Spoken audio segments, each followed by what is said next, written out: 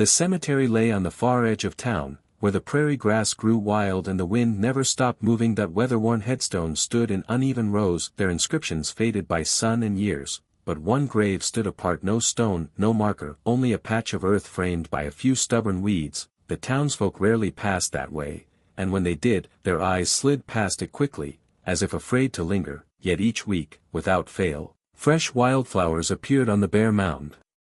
Sometimes yellow prairie blossoms, other times a small bundle of lavender tied with twine. No one claimed them, and no one explained their presence. Anna Morel, newly arrived in town to take up the post of schoolteacher, first noticed the grave on a quiet afternoon walk. Something about its isolation caught her attention, the way it seemed both forgotten and carefully tended. The rest of the cemetery carried names etched in stone, names tied to stories, but this one was only silence.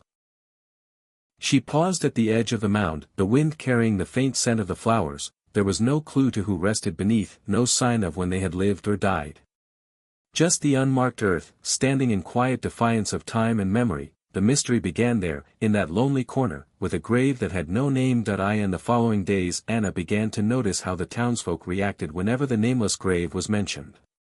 At the general store, a simple question about the cemetery brought an awkward pause, followed by a quick change of subject. At the post office, an older man tightened his jaw and muttered that some things were better left alone. It wasn't anger she saw in their faces, but unease, like the subject touched an old wound best kept hidden. Stories in a town like this usually flowed freely, yet on this matter, there was only a guarded silence. Even the oldest residents, those who had lived through decades of change, claimed they didn't recall who was buried there.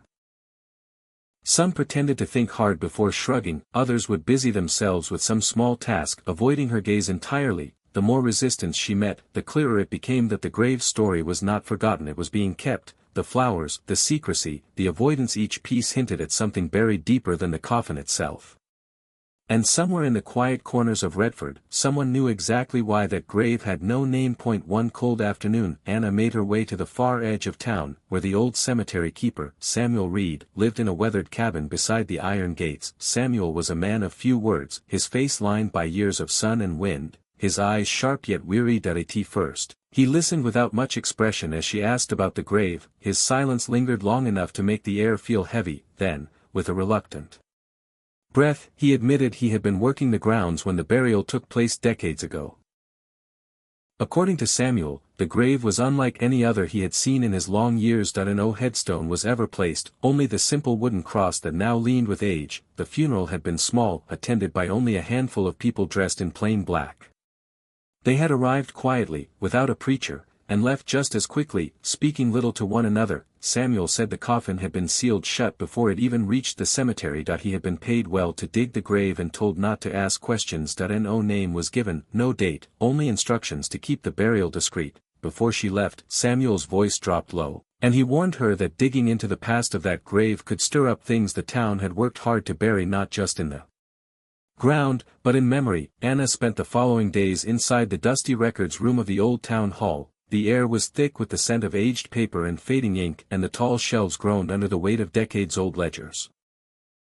She began her search with cemetery maps, comparing burial plots to official death records. Page after page revealed familiar names tied to dates and causes of death, but when she reached the plot number of the nameless grave, the entry was blank. The space where a name should have been was nothing more than a faint dash, as though someone had deliberately erased it. Digging deeper, she found an old ledger of property deeds and legal disputes.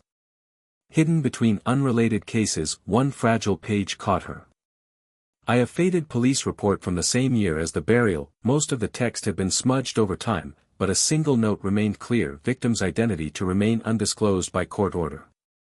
Further investigation revealed that several town officials from that era had all resigned within months of the burial, their departures unexplained. A faint pattern began to take shape in Anna's mind, one that hinted at a cover-up reaching far beyond a simple unmarked grave.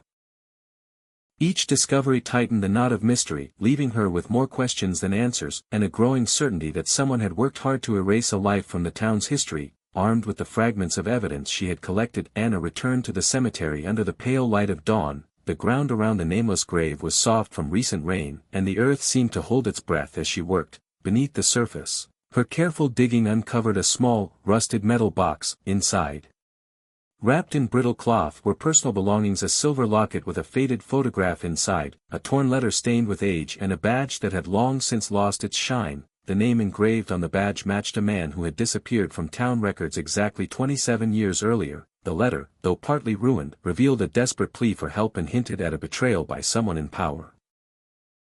It became clear that the man had been silenced to protect the reputation of influential figures. His grave left without a name to ensure he would be forgotten. With the truth in her hands, Anna documented everything and sent copies of her findings to regional authorities and historical archives. The town could no longer pretend the grave was just an oddity; it was a silent testimony to a crime long buried.